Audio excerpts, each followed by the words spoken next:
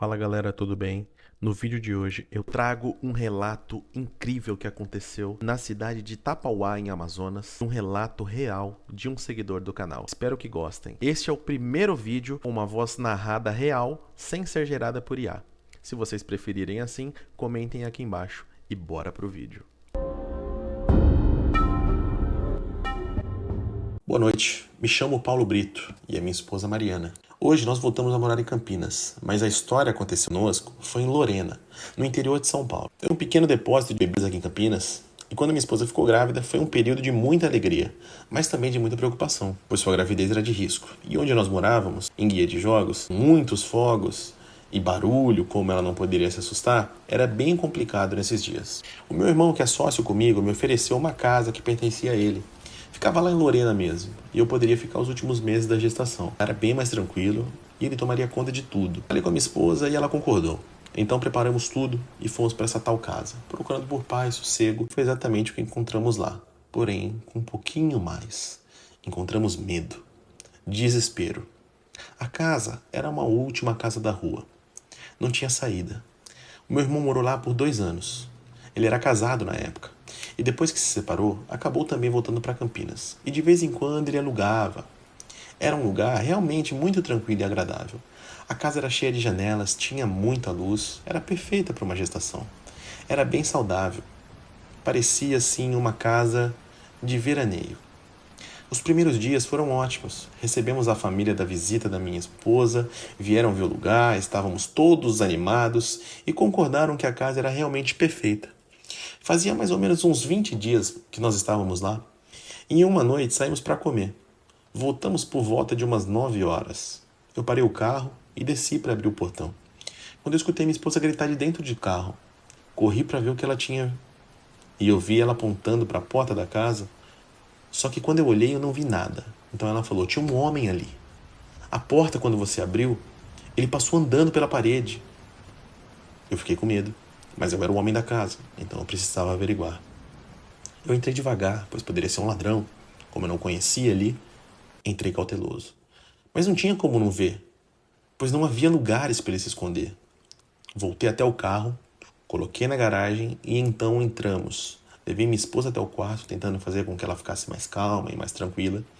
Fiquei segurando a sua mão até que ela caísse no sono. Ainda assim, estava apreensivo. Assim que ela dormiu, fui dar mais uma olhada ao redor da casa. Abri a porta e os muros eram bem altos. E tinha arames, que deixariam ainda mais difícil uma possível tentativa de roubo. Voltei até o quarto e, como não vi nada, fui dormir. Mas aquela noite só estava começando. Era por volta das 3 da manhã. Acordei com alguns gritos da minha esposa. Ela gritava pedindo ajuda com um desespero tão grande que eu pulei da cama.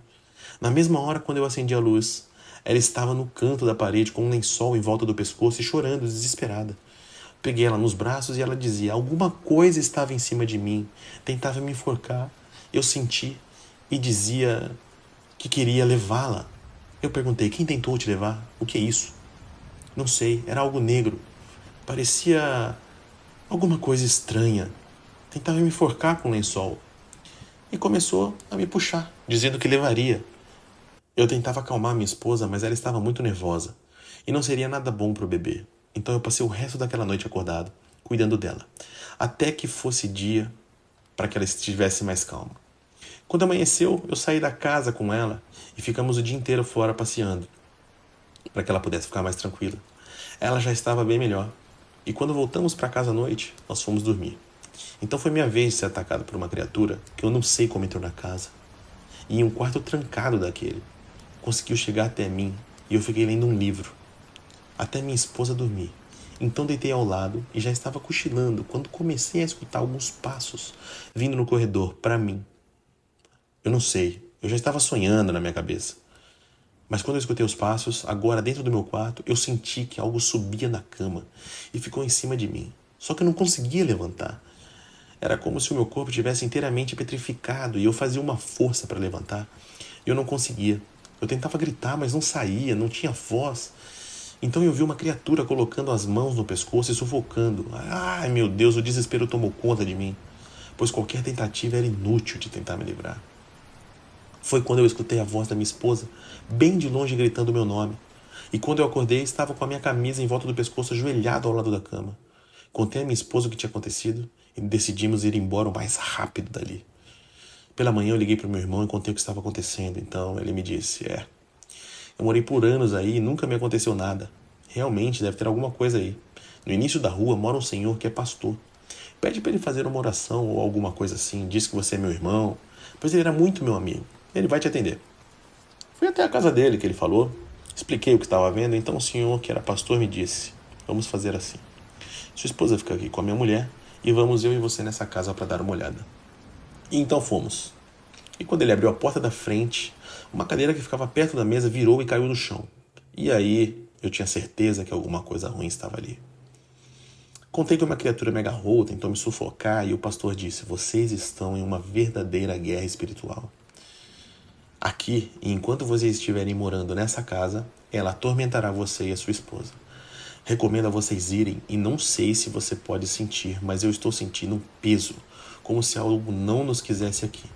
No mesmo momento eu liguei para o meu irmão e ele falou que o caminhão de mudança só poderia vir no dia seguinte. Então fomos convidados pelo pastor a passar aquela noite em sua casa.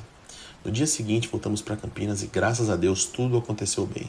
O nosso filho nasceu, sem mais complicações. E um ano depois de tudo isso aconteceu, meu irmão pôs a casa para alugar. E uma grande família foi morar lá.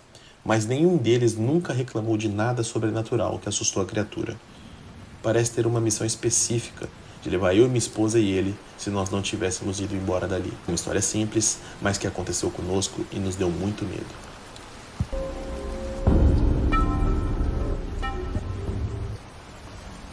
Boa noite. Eu me chamo Lucas Gomes e trabalho nos Correios aqui do Rio Grande do Sul. Parecia ser apenas mais um dia comum, entregando, fazendo as entregas na minha moto. Mas eu nem imaginava a história que estava prestes a conhecer. Faltava apenas uma entrega em uma pequena comunidade do interior. Mas eu não conseguia achar a casa. Eu perguntava aos moradores, mas ninguém sabia me informar quem era o homem a quem pertencia. Eu já estava prestes a desistir, quando eu vi um rapaz abrindo um portão de madeira do que parecia ser um sítio. Então eu perguntei se ele conhecia o nome do homem que eu estava na entrega e ele respondeu, conheço sim, é meu pai. Pode entrar, que ele está em casa. Eu entrei. Na frente da casa tinha uma senhora que varria a frente do lugar e gritou pelo nome do seu marido, que veio até mim. Eu entreguei o pacote e era por volta do meio-dia, com um sol de matar. Quando eu liguei a moto então para ir embora, o senhor falou para mim, onde é que o senhor está indo? E eu respondi, tenho que ir, senhor. Essa foi minha última entrega e agora eu vou almoçar. Ele acenou com a cabeça com um sinal de negativo e disse, desça dessa moto e coma aqui em casa. Não aceito não como resposta, senão lhe derrubo com um tiro antes de você passar por aquele portão. Olhei bem para ele, dei uma risada e falei, o que é isso, senhor? O velho olhou de volta para mim e soltou uma gargalhada junto, muito alta com sua esposa, e disse que eu era bem-vindo para comer com ele e ficar tranquilo. Era só uma brincadeira. Estranhei, mas já era meio-dia, estava com fome, achei por bem almoçar com ele. Aceitei o convite e foi assim que acabei ouvindo a história mais sinistra que eu já ouvi na vida. Eu já estava comendo na mesa com o senhor e a sua esposa, e uma senhora bem velha, que era mãe do dono da casa, minutos depois, eu já estava comendo com eles na mesa, junto do senhor, da sua esposa e uma senhora bem velha, que era mãe do dono da casa. Alguns minutos depois de já estarmos sentados na mesa, chegaram dois rapazes de mais ou menos uns 20 e poucos anos. E o dono da casa perguntou para um deles, e aí? Nada, eles responderam. Os dois estavam sentados na mesa e queriam comer também. Ele vai voltar, esse peste. Ele sempre volta, disse o dono da casa que me olhou e perguntou. Você acredita no famoso lobisomem?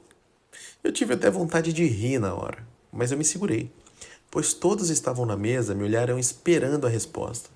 Então eu disse simplesmente que não acreditava.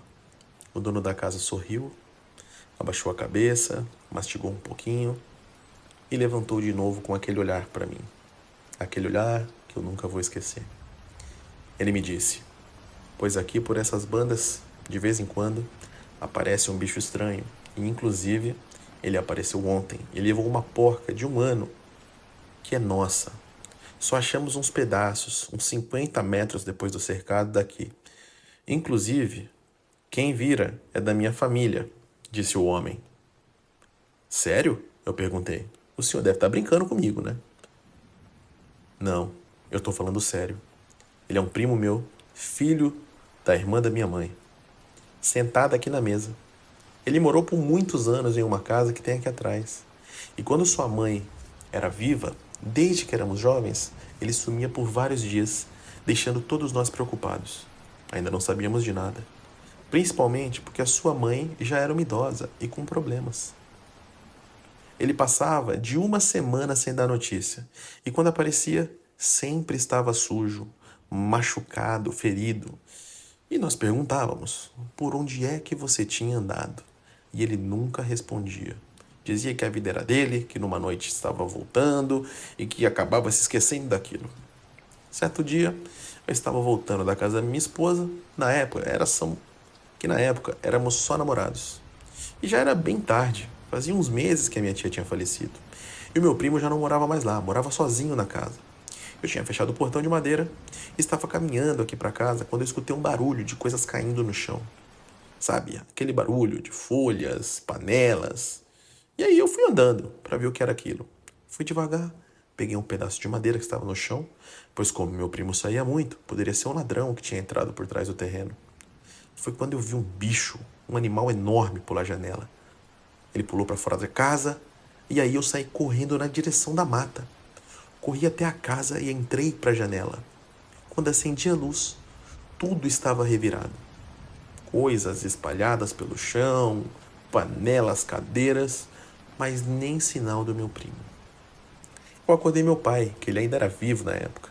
E ele viu como estava a casa. Então, nós ficamos dias esperando o meu primo voltar para tentar achar alguma explicação, se é que tinha, para aquilo que eu tinha visto pular a janela da casa. Alguns dias depois ele voltou, como de costume. Voltava completamente sujo, fedendo, cheio de feridas. Então meu pai botou ele contra a parede e disse: Olha bem, menino, eu quero explicações do porquê você sumir. E toda vez que você some, você está assim. É hoje que eu te pego e você me diz tudo o que aconteceu. Só que ele não dizia nada. Ele disse: Me deixa quieto. Foi até o quarto, juntou suas roupas em uma bolsa e antes de ir embora ele disse: Eu vou voltar. Então, de tempos em tempos, depois daquele episódio, sempre perdemos alguns animais aqui e escutamos rosnados nas madrugadas. E os cães correm também atrás de algo feito louco, parecendo uma caçada, algo do tipo. Uma noite, o nosso vizinho aqui teve que ir ao hospital e acordou na madrugada. Ele foi até sua moto pegar e estava vindo nessa estrada aqui de frente quando viu um cão grande. Ele dizia que era um cão negro gigantesco, bem em frente ao nosso portão de madeira. Ele disse: Meu filho abriu para você entrar. E ele falou que quando os faróis da moto iluminaram a criatura, ele pulou para dentro do terreno e se escondeu entre as árvores. Muitas outras pessoas chegaram a ver esse bicho. Vocês não têm medo de serem atacados? Pois ele deve sentir muita raiva de vocês. Perguntei, ele sabe. E aí foi que eu disse: Ele sabe. Se entrar, vai levar chumbo, então não se atreve. Antigamente, a pia ficava fora da casa e eu sempre acordei muito cedo. Então fiz um café e abri a porta para jogar.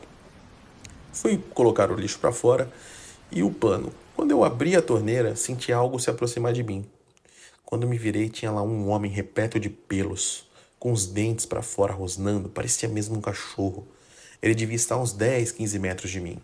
Eu só tive tempo de correr e entrar para casa. Nem a porta eu fechei. Já fui logo no revólver, na 12 que tenho. O medo era tanto que nem me lembrei se ela estava carregada. Só que o bicho é esperto.